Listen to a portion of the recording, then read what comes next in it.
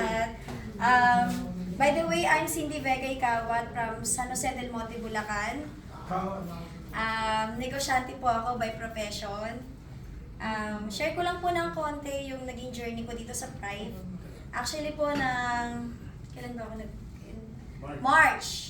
March po ako nag-join sa Pride dahil sa mother ko. Pero that time po, hindi ko siya ginawa as business. Kasi ang main reason ko lang naman is mapagaling ko si mama ko, which is umokay naman po siya. So nag-travel muna ako. Tinapos ko muna yung pagbuburakay ko, pagkukuron ko. And then, nung kaka-therapy ko, sabi ko, bakit hindi ko siya seryosohin? Kasi, actually po yung business ko po, maganda naman po yung income. So, hindi ko talaga inakala na siseryosohin ko to si Pride. Pero nung nakita ko po na parang pa yung word ko, parang may future ako dito. So, tinrabaho ko po.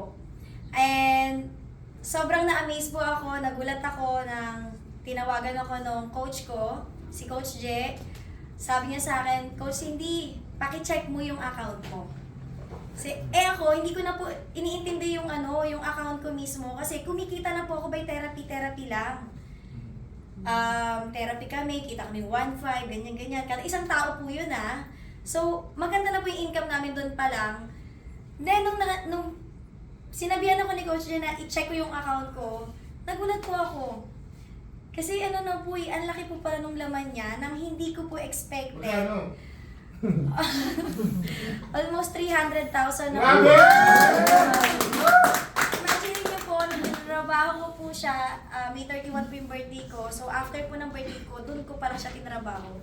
So June, July, August, 3 months time po. So may income na ako. Hindi ko po expected na meron akong harvest ng ganon na halaga.